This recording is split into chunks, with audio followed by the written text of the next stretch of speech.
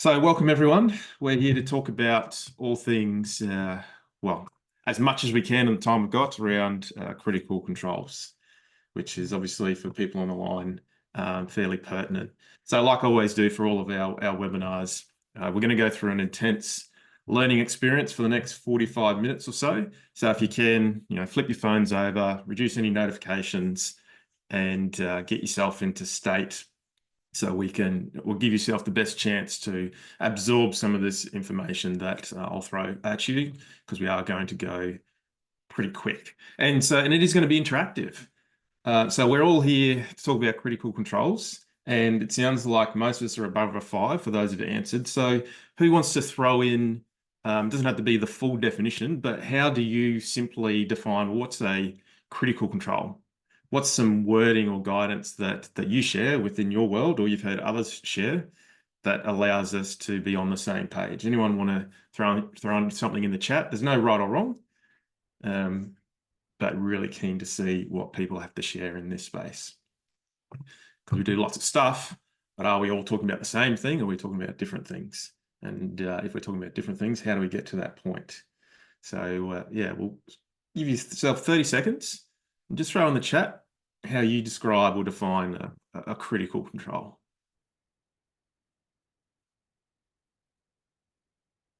I'll continue to let some more people in. Things. Keith, thank you. Controls for things that can kill us. Yep. That's a pretty succinct way to define it there. Thank you, Keith. Who else has got something? Breath is a control which is crucial to prevent or mitigate a MUE. So for that vernacular, those aren't familiar, material unwanted event, which also we could use the term critical risk or material risk or something like that. Kiara, without it in place, increases the likelihood of the unwanted event occurring. Tony, a risk control that has place to prevent fatality. Joel, system, act, or object that is in place and effective will prevent a fatality. All right, you're going right into the weeds there. That's good. At least control where if it is ineffective or not in place would significantly increase the likelihood of an event occurring. All right, so it sounds like we're kind of matching a critical risk or a key thing, a key consequence, and that these are the controls that live in and around that. And feel free to keep throwing some stuff in there in the chat as we go through it. So look, there's, all organizations I go to, they have a variation of some type of definition. I've taken this from the original source Bible back in the day, the International Council of Mining Metals Health and Safety Critical Control and Management Good Practice Guide. And I think Brett, who's on the line, might have been part of that way back in the day. So 2016-ish. So conscious that we just throw this out there, so we're all on the same page when we're talking about critical control. So we use this as the definition. And does anyone have an example of a critical control within their business or they've seen across the industry? So we said it's important. If we took it away, it might be higher likelihood that we had this unwanted event happening. Does anyone have an example, a specific example of a critical control from their business or something within industry? Interlocks. Thank you, Tanya, for throwing that in there. And I'll assume it's an interlock for something, a type of risk that could be a big deal if someone's exposed to it. Feel free to 3-point harness seatbelts. Okay, thank you, Jessica. Nice. So that's nice and specific and measurable. And look, this is a rhetorical question. I'm not going to ask this, but I think we get the idea, don't we? They're matched and assigned to these things that could have a significant outcome if those risks were realized. And people have already mentioned around fatality or single fatality, and there's other consequence types as well, depending on what the business class as material for them, which could be environment, community, etc. So if we think macro view, Tony, tele-remote control loader to eliminate manned loading in areas of high rockfall risk. That is fantastic. Thank you, Tony. So another rhetorical question, I'll have a crack at it. So where are we with critical control management, critical risk management? Is there a problem? And if there is a problem, what's the nature of the problem? And how do we know it's true?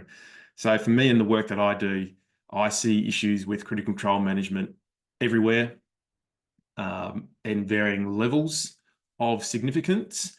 And how do we know that there's still a problem? Because we are having these significant incidents, significant events, and unfortunately, certainly in Queensland mining and other sectors as well, fatal outcomes. And without getting on my soapbox, I get pretty frustrated when I see an event and a fatality through a mechanism that I know another organisation's already solved and has in place good controls for that. But I won't get on my soapbox about that one. So my promise today is I'm going to go give as much as I can in the time I've got, and we'll talk through some key strategies in relation to this. So I know a few people online, some I might, maybe I don't. So I've been around in predominantly mining safety for 23, 24-ish years. And I'm all about helping our clients save lives at work. So these are some of the clients we've worked with, primarily in mining, but also further afield in other industries as well. And so critical risk management, critical control management is pretty close to my heart. So the style of today, you've probably heard me mention this for those who've been on other webinars. The push-ups is, well, one of the reasons why I'm recording it is then we can use it as a resource to give back to you at a future point, but also an comes out of me, certainly when my brain is reflecting and thinking about what to say, and I bet my daughter 5 push-ups for each arm. So I'm working on that one. Going to use the term critical control management as opposed to, CCM as opposed to critical control management. Going to move fast and definitely want to make this tailored to key questions or comments you might have. And there'll be a number of interactive points, prompt questions, the likes of which I've already asked in and around that.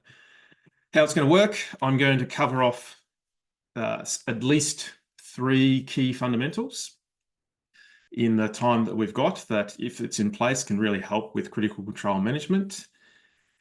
I'm going to ensure we have enough time for Q&A at the end, and I'm happy to stay on the line until afterwards.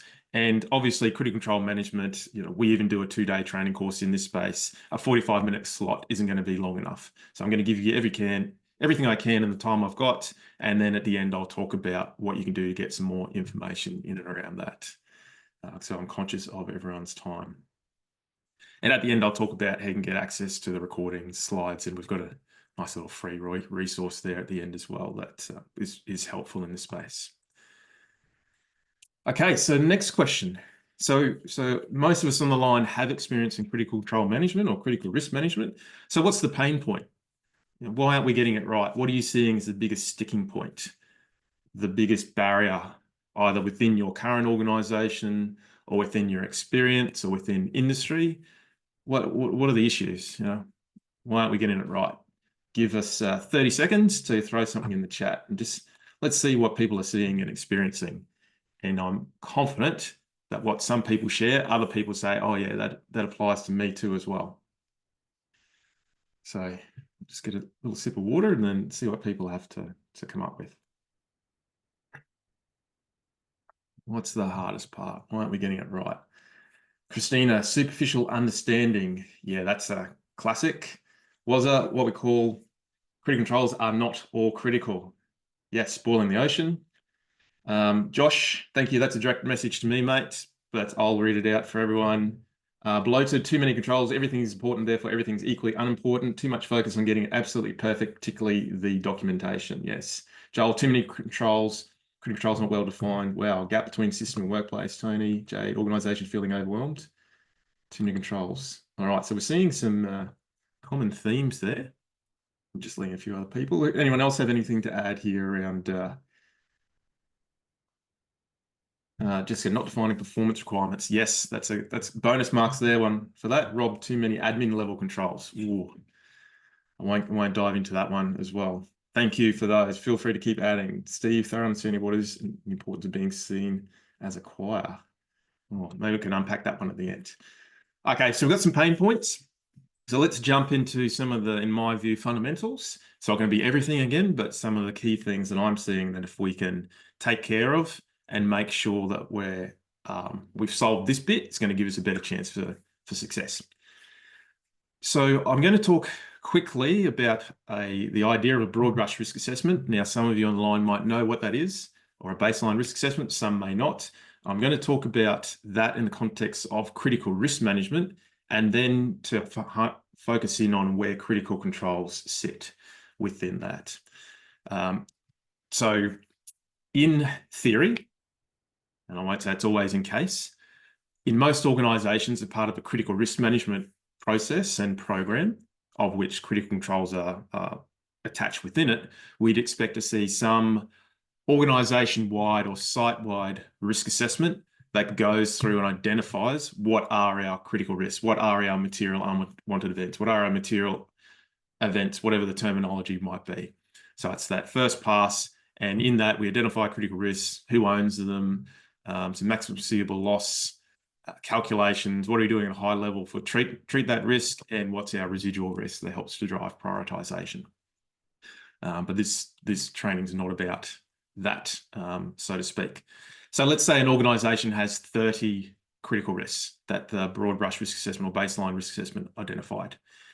For each of those critical risks, we would expect to see a bespoke to that risk assessment. So if I had 30 critical risks, then I'd expect to see, in general, 30 bespoke risk assessments, one per risk. And within that risk assessment, we're looking for causes, impacts, controls. And if we use the bow tie methodology, which helps glean that out, critical controls as well. So that's where critical controls come out, is at this level, not at the high level. Jess, you made mention to it, I'll talk about a little bit later. For each critical control, we have a performance standard. And then in the safety and health management system, we'd expect there to be some type of overarching management plan, procedure, standard, SOP, or whatever it is, that gives a summary of the risk, how it's managed, the context of the risk, etc. And so, as I said, if there's 30 of these, then potentially there's 30 vertical pathways. Well, pathways, I won't say vertical, I've just represented vertically here. And here's an example. If we had fire was a risk, we'd have a fire bow tie analysis. If we said fire sprinklers was a critical control and hot work permits were a critical control for whatever reason, we'd have a performance standard, and then the safety and health management system would have a fire management plan that talks about how we manage fire within our business or at our site. So today we'll assume, but I'm not going to cover off that process that led to the critical controls or the risk identification, the bow ties, all that. We'll assume that that's all happened, and we're just honing in and talking now about the critical controls, or these things that we said are critical. So I just want to put that in context, because oftentimes when I see issues with critical controls, it's because there has been issues with the upstream pathway, but I'm not going to dive into that. So I guess that's a key learning here, is does your organization, to get to this point of a critical control, does it have some type of pathway like that? So I think might have been Woz started talking about this. So how specific is specific? So are these things which is classed as critical, do they meet the definition of a control in and of itself? So imagine if you were the, let's say the health and safety professional at whatever the site was, and the site said, hey, welcome aboard, here's our list of critical controls. And this is what you were provided with.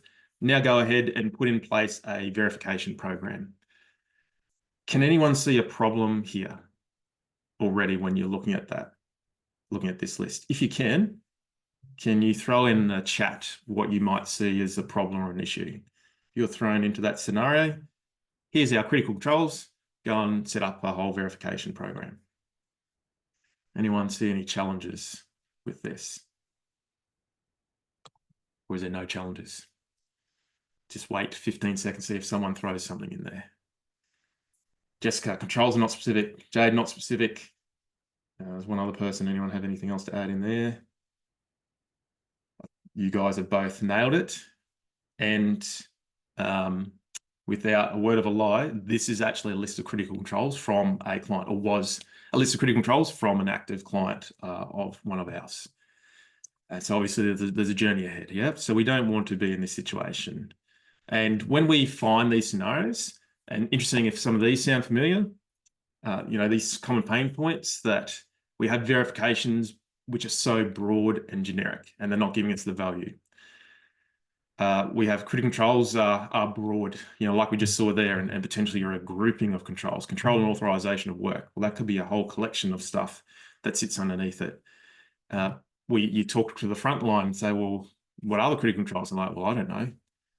They're not specific. What are those things we think they might be? No. Or the last one, which is what we're going to hone into, these things classed as critical aren't even controls in and of themselves. And where we'd want to be is the opposite, that you've got clarity. What are the critical controls? The verification program that supports these critical controls is detailed and specific. And again, our frontline workers are clear. What are those things that if they aren't in place, could potentially cause me to lose my life? And so let's hone in now on some of those aspects there. So are your critical controls smart? And I can't remember if someone might have been Joel, I think, if I remember correctly, made reference to act objects systems. So this is a definition of a control, which has come from this particular paper here. And you can see some other parameters here. So question, thinking about your current list of critical controls, if we took this list and cross-reference it against them, would your critical controls pass this test? And as a hint, this last dot point, very few organizations that I've seen work with would pass that. Specific, measurable, and auditable. Just throw in the chat there. Jade, okay, Jade, no. Scott, no. What else? Who else? Is a pretty easy question. Yes, no. Would your organization pass the test on these things? We got a no from Christina, no from Steve, Bretna, no. What else? Who else wants to throw some stuff in there? Joel, no. Encourage you to keep going. Tanya, yes and no. We have a mix of both. All right, so you're kind of half in, half out. All right. So I would hope so, as we have this in mind, partial. All right. So as everyone's starting to see, we've got a bit of an issue here. If we're saying these things are critical, but we can't even define them as a control in and of itself, even just the way that we've worded them. Sam, yes for most. Thank you, Sam. The second part, and a few of you might have seen this flowchart or this control decision tree before, is these things that we've classed as controls. Let's assume it's specific, measurable, and auditable and passes the test. Are they a control versus support activity versus verification activity versus not even part of the control management system? And it's only by defining these things can we start to push them through this pathway. So let's play around with, I've got some examples here, again, from a particular site. Let's play around with, what's the one? Induction. And assume that that's the way it's worded. I've gone to the risk assessment and it says induction. Okay. So induction, is it a human act, object, or system? Well, the way it's worded, no, it's not. So we can't end up on this pathway. Induction is an activity that maximizes health or minimizes the erosion of a control. Let's just say it's a generic induction that really just comes part, high level, skims across the critical few items. So we'll give it a no there. And is it an in-field check that control is implemented? Yes, no, and it's a no there. And so we've not part of the control management system. So quick skim, training example. I wonder how many risk assessments within your organization you've seen that induction is one of our controls. Doesn't even matter in relation to critical risk, but we've got it interspersed in and around there. And so the opportunity for us is to take these things we class as critical or any control and pass it through this decision tree. So we worked with a client who had a range of bow tie analyses in place. So a suite, they've got their 30, 30 wide and therefore 30 deep. And at first pass, looking at their bow ties, I mean, if you saw this, you probably go, hey, that doesn't look too bad, does it? It was whatever the critical risk was. Looks like the control pathways are pretty comprehensive and pretty good suite. And so they said, look, can you just check our stuff? We think it's okay, but love a second opinion. And so what we did is we took some of those tools, like we just went through, specific, measurable, and auditable, act object system. Is it a control versus not? And what do you think we found when we started to apply it against their range of bow ties? Anyone want to have a guess? Just sorry, something in the chat. What do you think we found? So we took these tools, applied it against their existing bow ties. They thought they were pretty good. What do you think we might have discovered when we went through this process?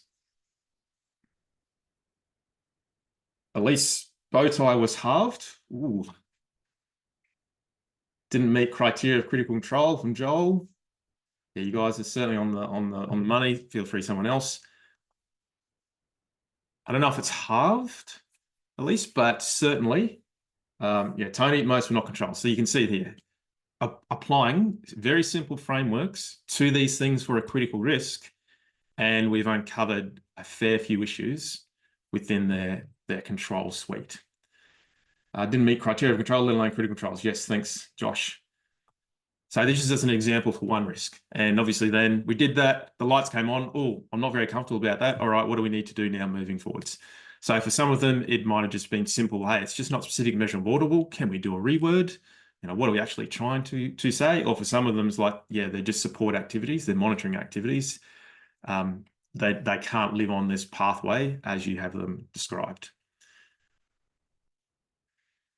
So starting to close this section out, we've been through a bit of content. Where would you rate your organization in terms of controls? Critical controls being controls, meeting the definition, and not being a support activity or a monitoring activity. So a quick number between 1 and 10. 10 is you're awesome, you've nailed it. 0 or 1 is we're far away. Where would you put yourself there? Christina's got a 3. Elise 67, Josh an 8, Joel a 7, Tiara 67, 7, 6, Rob, Tony, Scott's a 5, Tanya 7, 7, Breath, okay. So seeing sort of middle of the pack, no one's gone below 5s yet. Oh no, I think someone was. 3, okay, Christina, that's nice and honest, okay. So what we've essentially done in this bit, we talked about the impacts if you don't have true critical controls. We know that what can happen as a result. We've just been through some activities you can do or some frameworks you can apply to sanity check, are they controls or not, before we start talking about they're critical. And I just went through a client, thought they had all their stuff in place, applied these frameworks quite simply, and worked out that there's a fair little level of exposure. So knowing what you know now, the opportunity is when you're moving forwards through this process within your organization, are you going to look for these tools and apply them, or just continue on how we've currently been doing it? So rounding this out, so what's the key point here? We need to make sure or ensure our critical controls are smart and they're true controls first, even before we start managing them as a critical control. So next part here, the second foundation, we're doing pretty good on time. How are these chosen few selected? So question, yes, no question.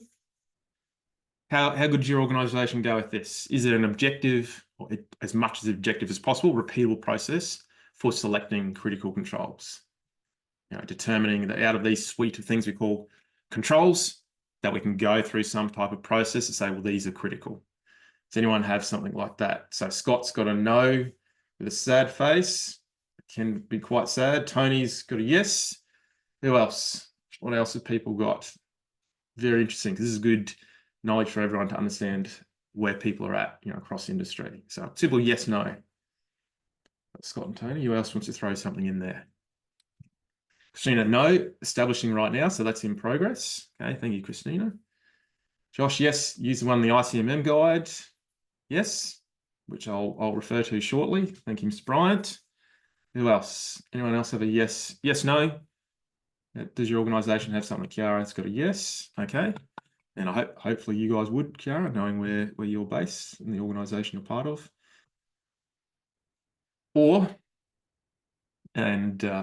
Yes. Okay, thank you.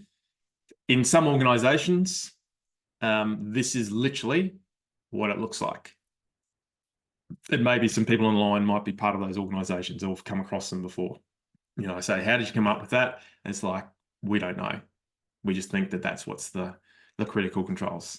You might as well just pull some numbers out of a hat or pull rabbits out of a hat. And in those times, in those organisations, those scenarios, here's some of the pain points we see. And I wonder if any of these might be familiar with you. There is disagreement on what is the final list of critical controls. Obviously, there mightn't be a process to go through. Has the organisation ended up with too many critical controls? And I'll talk about an example of that shortly. We know about there mightn't even be controls, or some of these critical controls have a poor level of adequacy or of effectiveness. I can't remember, someone might have mentioned it in the chat before. So we said they're critical, but almost the control itself is just rubbish and doesn't even give us any protection. But we said, hey, it's a critical control. And where we want to be is, or where we want you to be, your organization's clear. This is our critical controls. We're confident in the process we've gone through. They tick all these boxes. And I know a few people mentioned this, that we've gone down the less is more approach. So we haven't tried to boil the ocean for each material risk, and we end up just going in circles and not doing anything well.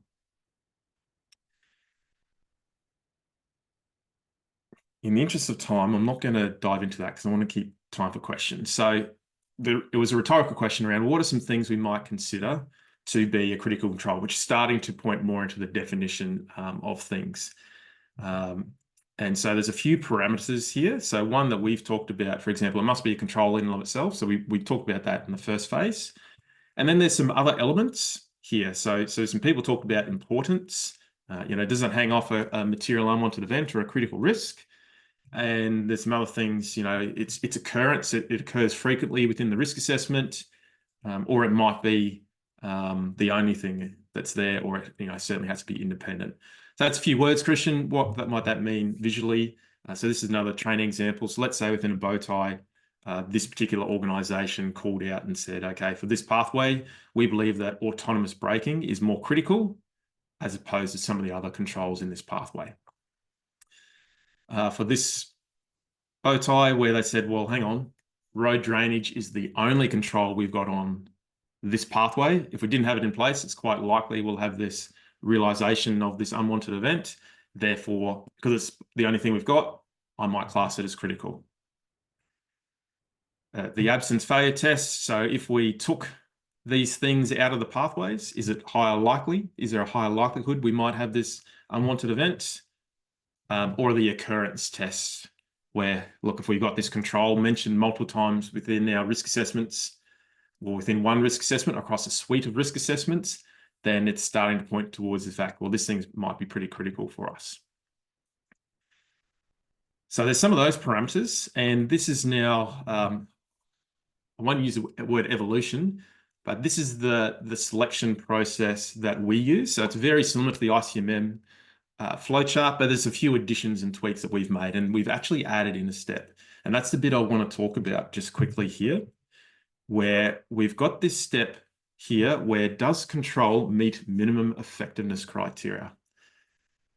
Does anyone want to throw something in the chat? Why do you think, well, we believe that's important to be considered as part of the critical control selection process? So an understanding of its effectiveness. Anyone want to throw something in the chat? Why do you think it would be useful to have that considered as part of selecting the critical controls? Who wants to throw something in there? Sure, someone can be brave. And while we're waiting for someone to throw that in there, does anyone organization consider control effectiveness as part of selection? That's probably the follow-up. So Tony meets the intent. Yep, there's probably another thing there. I'll hang off that. If it's not effective, then why do it? That's pretty much it, isn't it, Rob? Said, hey, this is going to be a critical control, but if we pass it through a control effectiveness test and it comes out as poor, that's the orange, or inadequate, or even yellow marginal, then why will we double down and say that this thing's going to be a critical control? Because we're not even sure it can do what we want it to do. And so that's the reason why we believe it's important as part of determining what's critical or not. Do you consider the adequacy of or the effectiveness of the critical control? Or do you consider the effectiveness of all the controls in the risk assessment?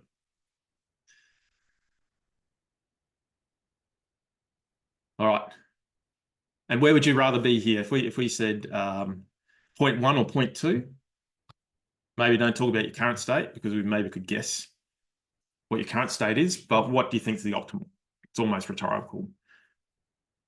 Joel, does it prevent the unwanted occurrence? Yes, thank you. So which would you rather have? Yeah, 2, less, 2, 2, 2, 2.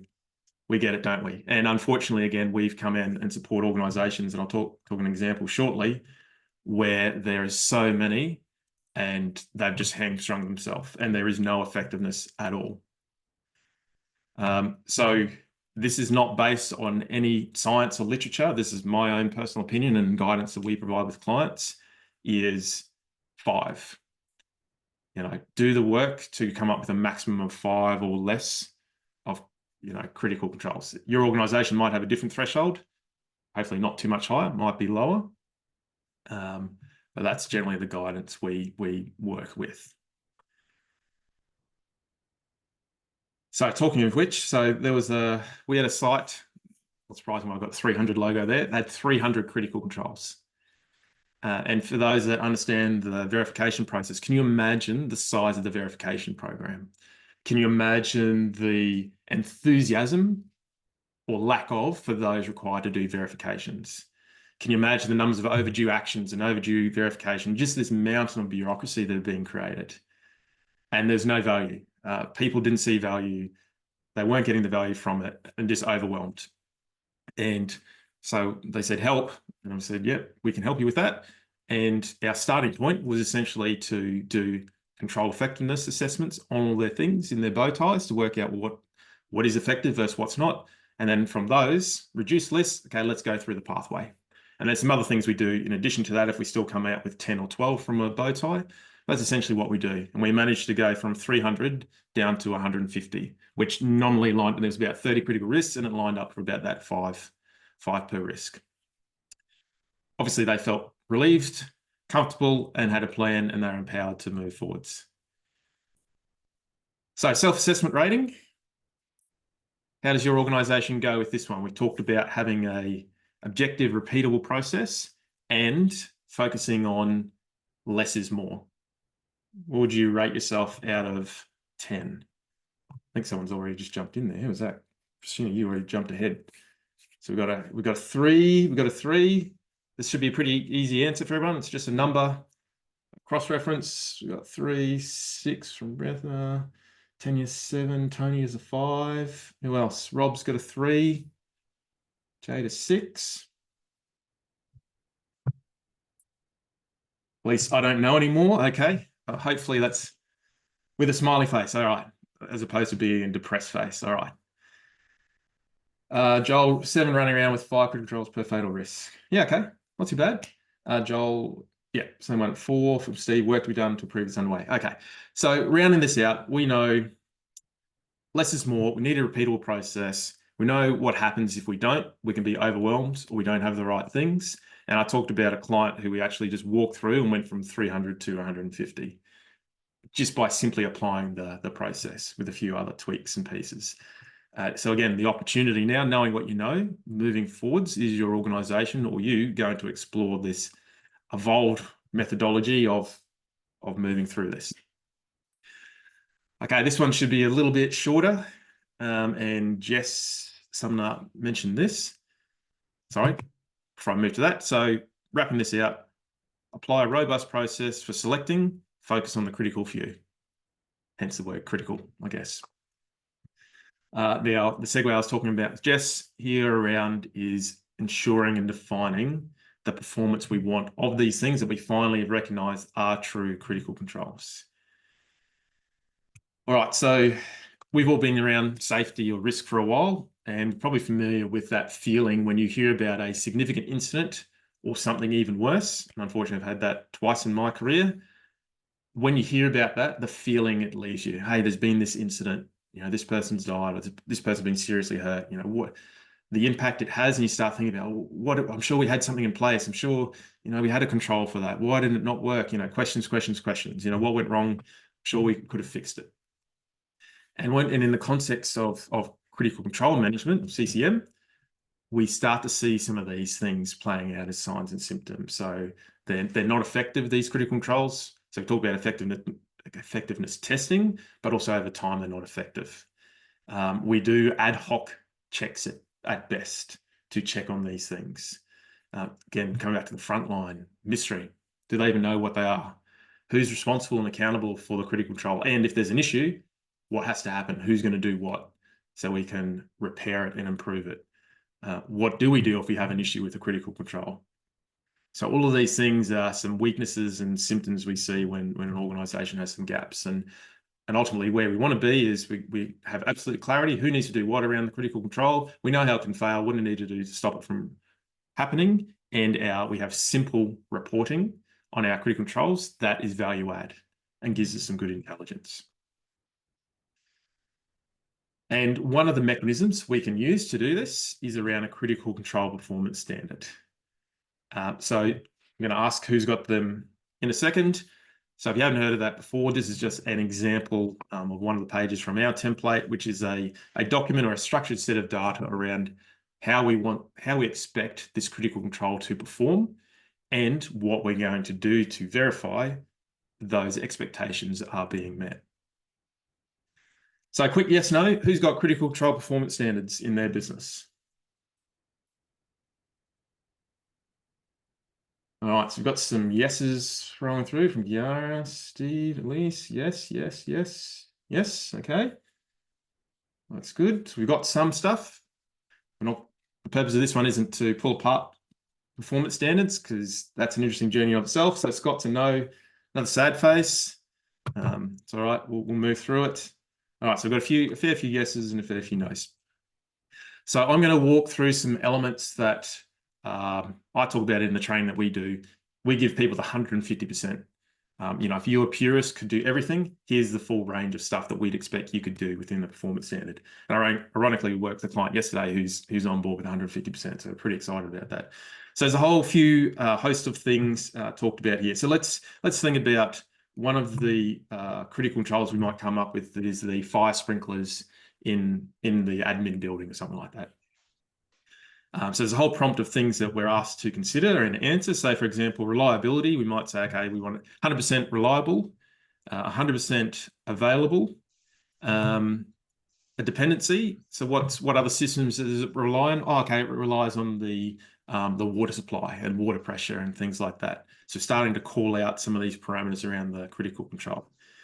Then for each of these parameters, the template and process that we use, we then go left to right on it to say, well, what are we doing right now? So let's say, for example, here we've got functionality. So our prompt is, well, we want it to activate within 1 second of meeting our threshold.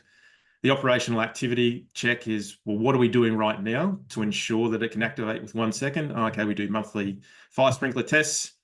What's the management system that ensures that happens? Well, we've got a fire management plan, we've got some work orders and some responsibilities. Well, who's responsible for ensuring that line happens? Who's responsible for ensuring that happens? So that's the process that we apply when we're pulling together the performance standard. What do we want to happen? How do we make sure it does it? What's the management system and the role? And then the other aspects, which is what we're all would be familiar with, is once we define those things, then we'd say, okay, for example, verification activities and verification program. So what might I set up to go and check on those parameters? So I might set up, okay, once every 6 months, we will do a sampling review of the fire provider's monthly statutory checks, and we will confirm that the tests were performed and any follow-up work identified and actions were put in place. And that might be an example of a verification activity that we set up that goes back and links back to these reliability, availability checks or functionality checks. Again, but I don't want to go too deep on these, but here's a few parameters there. And ironically, Josh is on the line today. Thanks for joining, Josh. But again, talking about, because I like to round it out and say, well, here's the process. Where do we apply it? And what were some of the gains that were had? And I know this is a bit dated, Josh. You could probably go further than what you provided this probably 2 years ago. But it's more than theory. By doing it, we do get some gains. And that's some words that Josh kindly shared with us in and around that.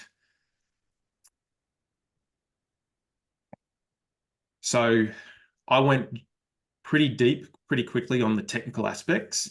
So I'm interested in, again, the 1 to 10 rating.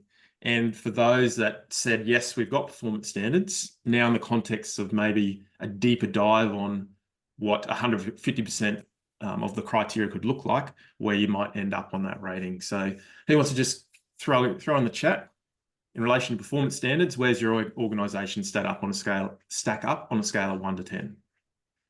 7 sevens. Well, that's good. It's Scott's 3, Sim 8, 3s. Joel 3. Okay, anyone else in there? Steve, you can't have 2, mate. It has to be one or the other. And you can't have 0.5s. So I'll give you a 6. Thanks, champ. Okay. So rounding out this particular component, so we've talked about if we don't have performance defined for a critical control, we can be wandering all over the paddock and our verifications can be rubbish. So we want to get clear on the criteria. We talk through the process of define a performance standard, be clear on the criteria, map it into your management systems and roles and responsibilities, which then helps to inform the verification process. And Josh, in a previous life, had already shared the power of going through that process.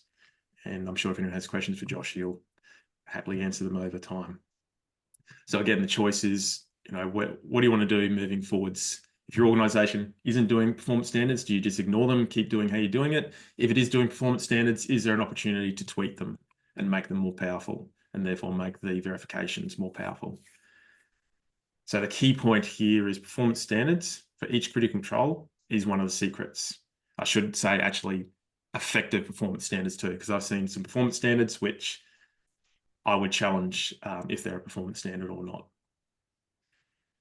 Okay, so what's the biggest aha moment so far? Well, the biggest learning or the biggest takeaway. So we'll give everyone at least 30 seconds. So there's a few more people on the line of those that have been chiming in. Now, this isn't specific to your system or process, but what's a key takeaway or learning so far? Who wants to share something in the chat? Because obviously, we want to go through some content, but we want it to be useful and value add for you then to do something with it, to be able to apply, improve, or take away. So really interested if you just take 30 seconds now just to throw something in the chat. I'll get a drink. Joel, performance standards don't have to be overly technical. Yeah. Scott, no more than 5. Yes, at least limit to under 5. Now, again, disclaimer, no science behind it. Just to me, that's a manageable amount and it forces some interesting conversations. Jessica, 5%, the addition of effectiveness into the decision tree. Yes, absolutely, Cara. The number of critical controls doesn't have to be high. Similar levels of development and maturity. Yeah, yeah, Miss Tony. Who else has got something in there as a learning or a comment or an observation?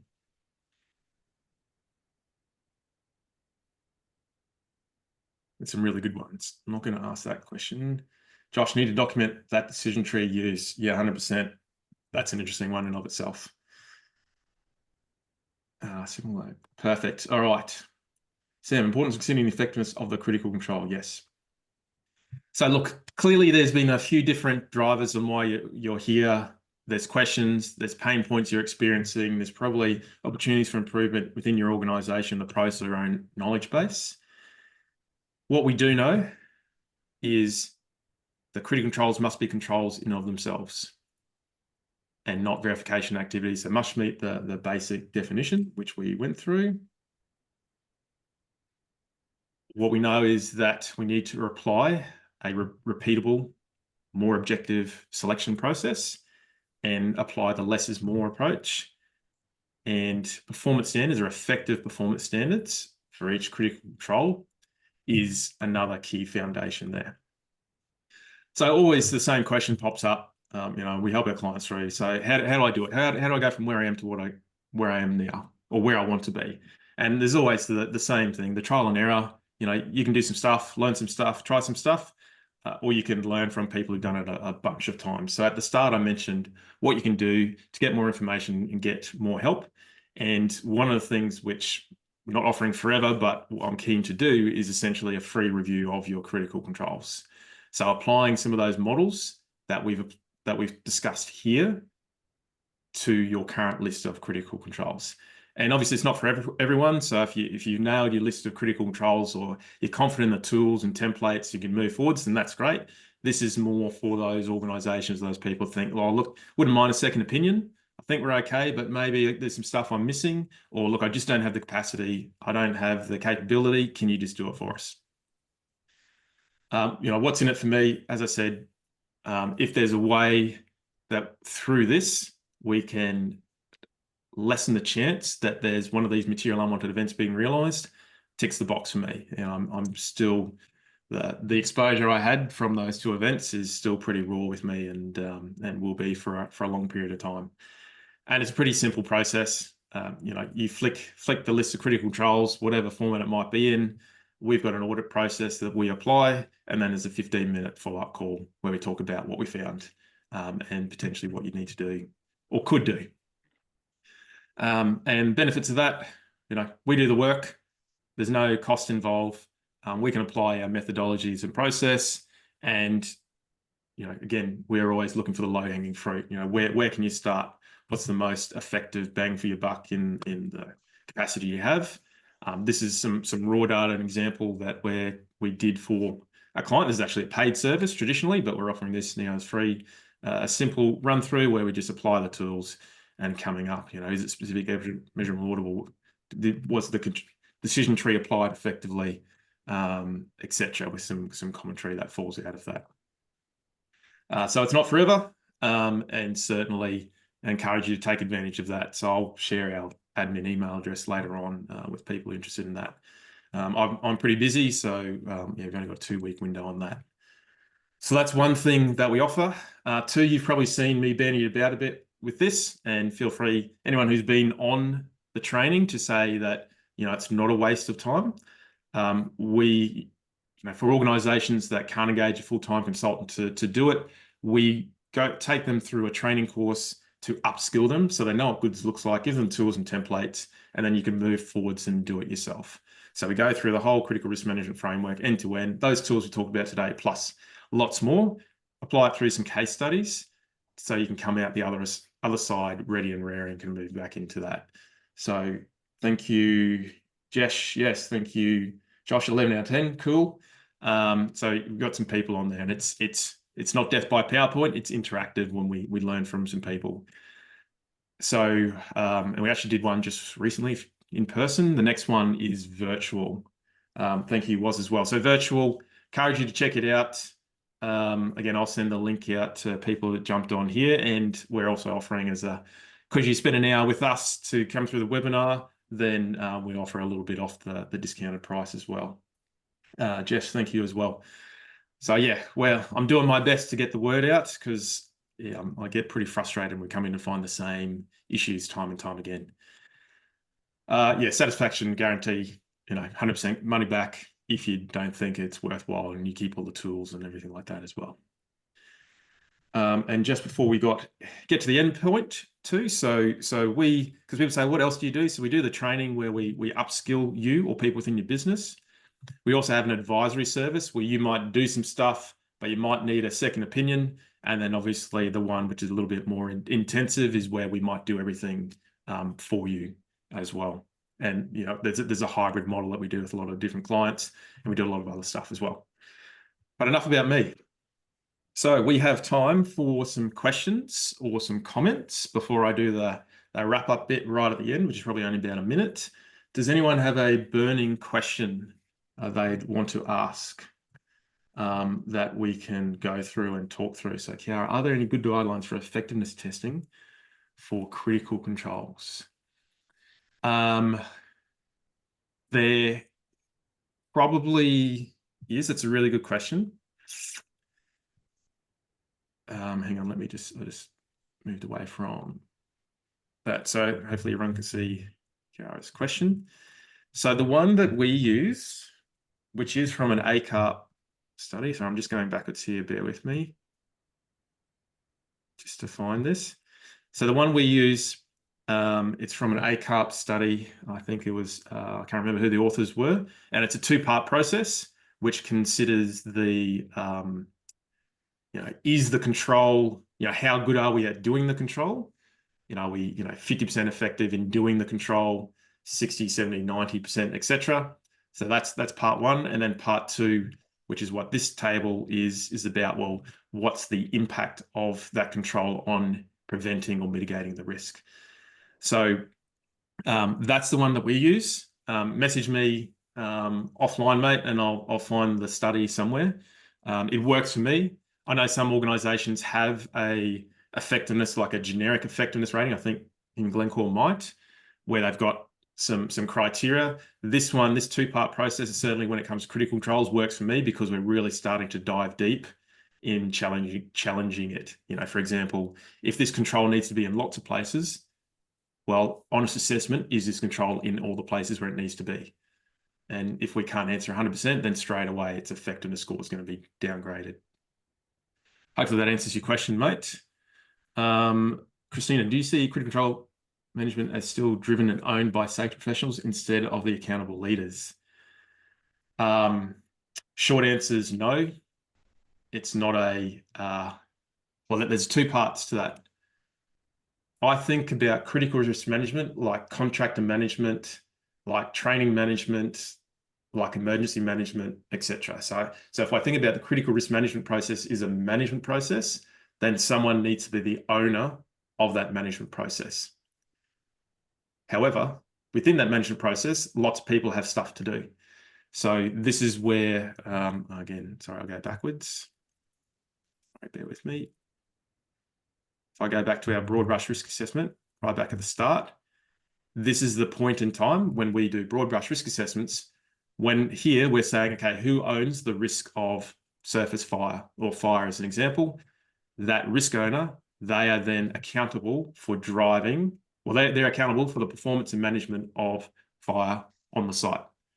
So that's a mechanism that we've used, or we use, to drive the accountability, and it comes back to risk ownership. So a safety person is incompetent in all of the different critical risks, and they don't have the capacity to manage all the critical risks. And that's the way we drive, well, I'd suggest is driving that through to completion. Hopefully that answers your question. What would be a good strategy to effectively plan a critical control verification? Currently, we have like 5 critical control verifications for a critical control every month. I'm happy to answer that maybe after the end of the hour, if you're happy to stay on the line, because I've had to bring up some other information around that. Brett, given the importance of critical control management, has training been developed for all involved, similar to the original introduction of risk management? Oh, I love that question, Brett. Do I have that slide up as well? So for me, if I think about the critical risk management system, there's different roles. So there's risk owners, there's critical control owners, there's verifiers, there's supervisors, and there's frontline workers. Obviously, all of those levels need training in what they need to do, and some of the training will be similar and some is going to be bespoke to the role. So for example, the 2-day training, yeah, thanks Scott, thanks Rob. So for example, the 2-day training that we do, that's for people that design and build and manage the critical risk management system. We have a 1-day training for supervisors, 1-day training for risk owners and critical control owners. We have a 2 to 3 hour training for frontline supervisors. And then for frontline workers, well, normally the mine site, or sorry, the organization might have it, but we can do stuff in that space as well. Okay, so I'm going to do the wrap up bit, and then I'll jump to the frequency discussion because I want to let people go in the time they've got. And I'll keep it recording so you can watch the slide later on that. So let me go right to the end.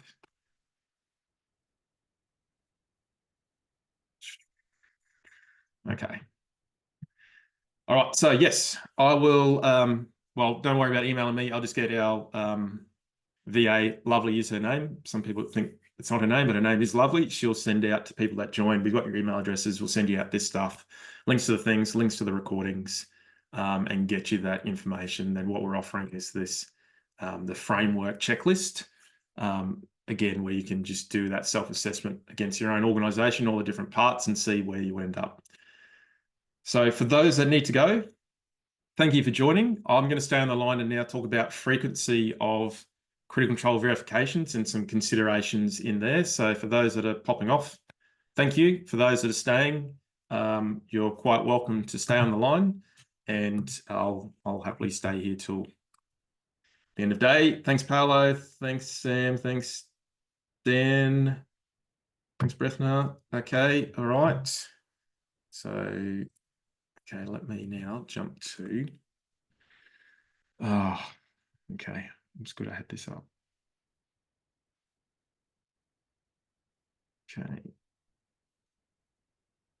Right, without me giving out all our training stuff, let me just find where we talk about verification frequency. So this is one of the things we go through in our 2-day training course. But I'll give you guys a quick insight. All right, thanks, Wazza. Okay. So whoever's still on the line, I don't know how many people there. Okay, still a few. Cool. Paul Clark's entered. Oh, Paul's just missed everything. So okay, let me make this bigger.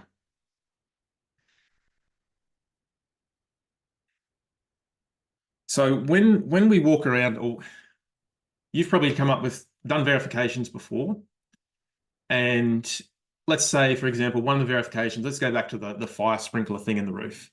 And we're setting up the verification. We said, oh, well, we need to check some fire sprinklers. How many do we choose? And how often do we need to do it? And we go, oh, well, 3. We'll do 3 every 12 months. And that's not a very scientific or statistically valid process, isn't it? But it's the best we can come up with. It's like, well, I think 3 is enough. Let's just do it every 12 months and see how we go. And maybe dial it up and dial it down from there. And it wasn't until I did an internal, well, it's actually an external auditor's course, that the penny dropped for me in relation to when audits are performed. Let's say an external auditor comes to your organization. They have to apply some type of methodology because they can't look at everything. So they have to calculate a sample, and from that sample draw a conclusion, and that conclusion then needs to apply to the whole set. So if they come in and look at, I don't know, your safety and health management system, they do a sample, test some documents and say, well, our confidence, we've got 95% confidence that with our finding on your documents for this suite represents the whole.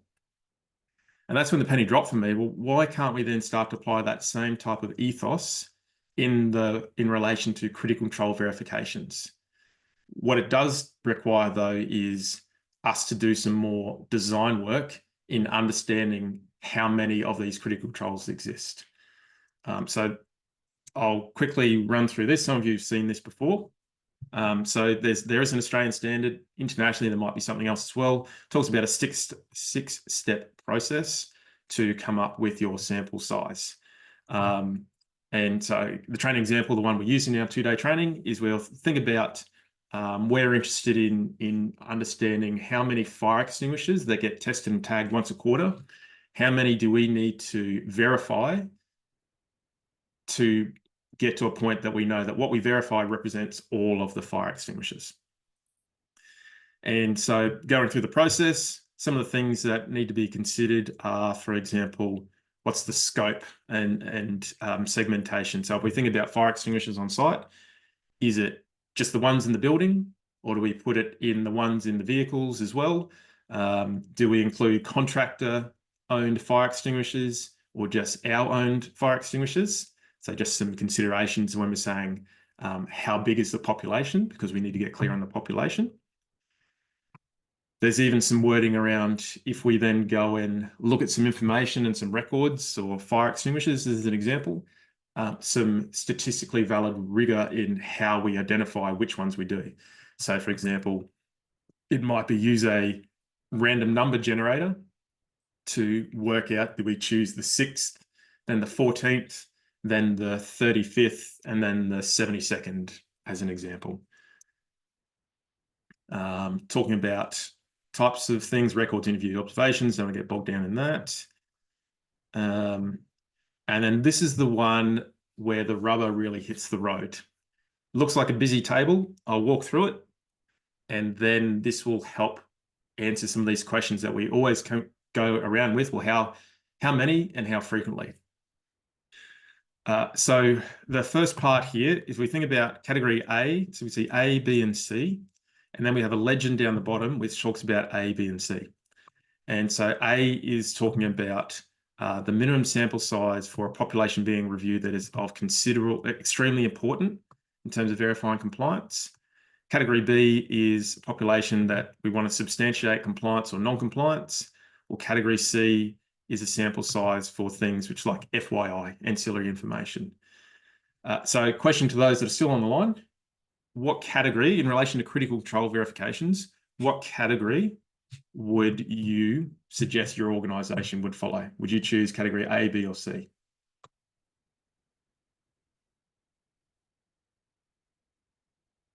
Who wants to throw something in there? I don't want to give the game away. Anyone want to throw something out there? A, B, or C? So no right or wrong.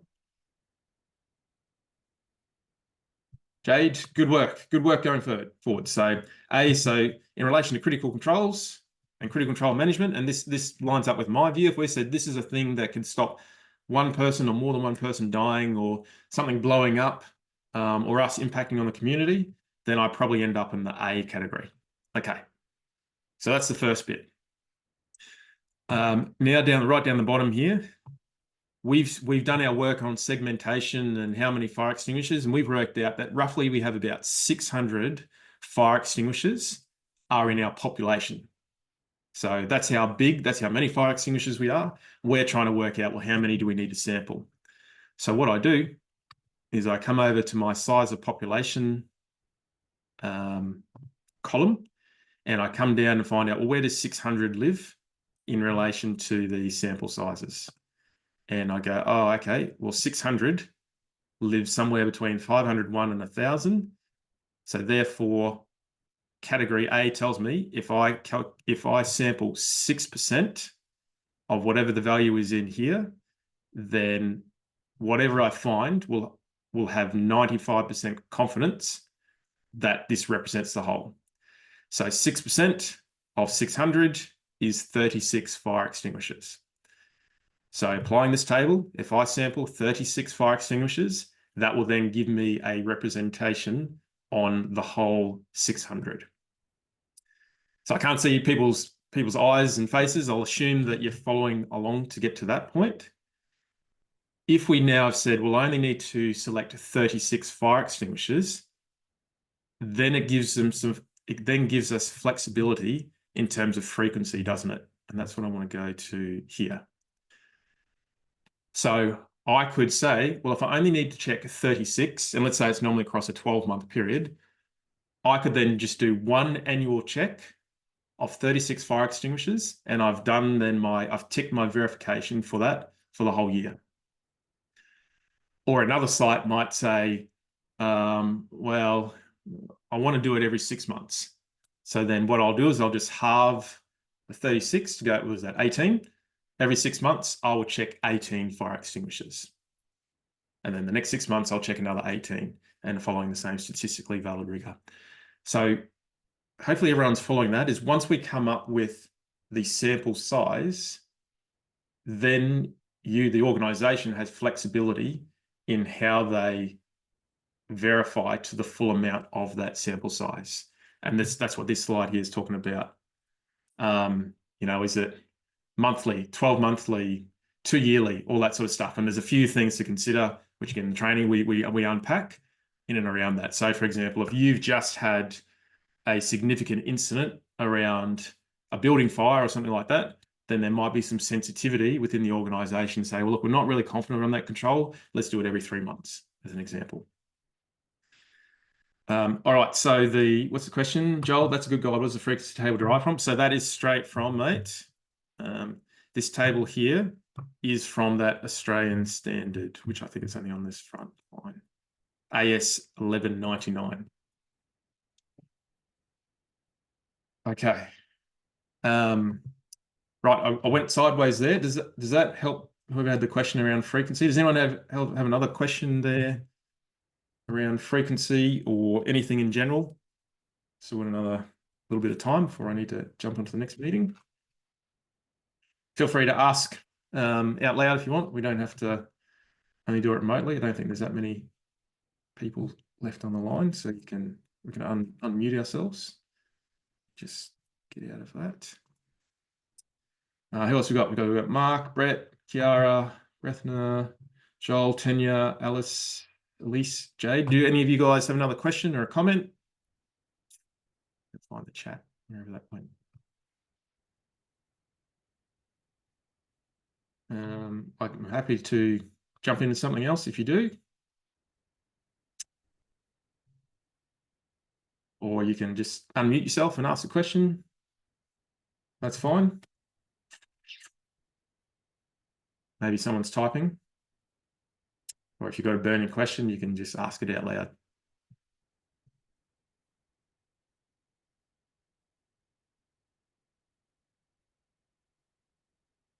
No, very interesting. Yeah, it was. Well, hopefully it is, mate, because that was my observation too, is we can actually put some rigor around how we come up with frequencies and how many we choose, not just, again, just pulling the number out of a hat.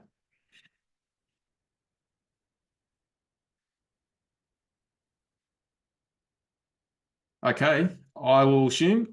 Look, I'm happy to. Joel's good to get us thinking, reflecting the space to improve. Brett's using CIFS to justify authentication of growth is dangerous. True that. That's a good point, Brett. In my mind, applying that has better validity in my mind than the way we're currently doing it. And sometimes when we work with organizations to do that, they've worked out that they've potentially too much of that thing. But then the flip side is doing too little of the other thing. So EG isolation per se, how do you determine frequency using that chart? Yeah, look. That's a good question.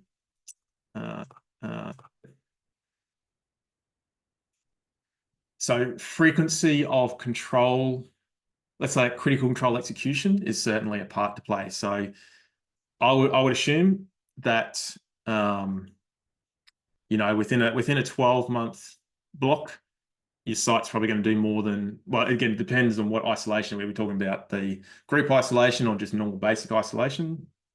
Let's say we pick on the group isolation, then maybe there might be some figures that say, well, how many isolation permits do we do? Group isolation permits do we do with it in a year?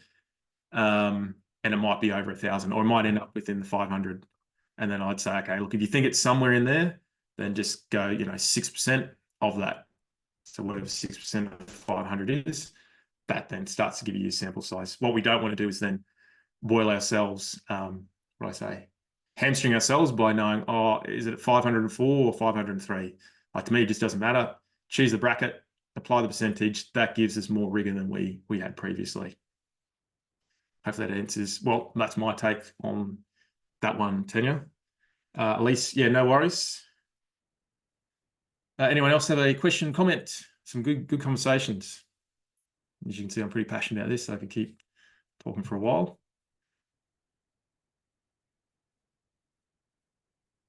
If not, well, I'll give 15 seconds if someone else pops something in or unmutes. Otherwise, then we'll wrap it up for the day, and then we'll move forwards. And hopefully, move forwards and all good, Joel. Yep, no worries. Thanks, Joel. Thanks for coming in, mate. Thanks for your commentary. Thanks for your feedback. Thanks for your self-assessments. Kiara, thank you. Yeah, hopefully we'll see you, Kiara, or one of your lackeys around the traps. Jade, no worries. Thank you. Thanks for joining on. Thanks for staying the extended piece. We'll see you guys later on. Who else is there? Who else is still remaining? I don't know, Mark or Brett, if you got another comment or question. Stop share.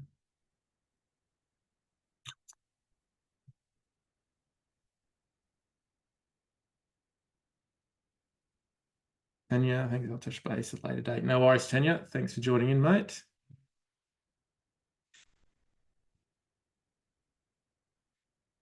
What we got left there?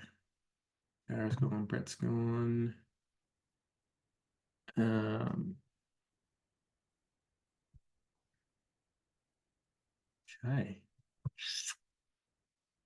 All right. I'll stop sharing. Oh dear, that's gone off. and I will rock and roll. All right, chat to you guys later. Bye bye.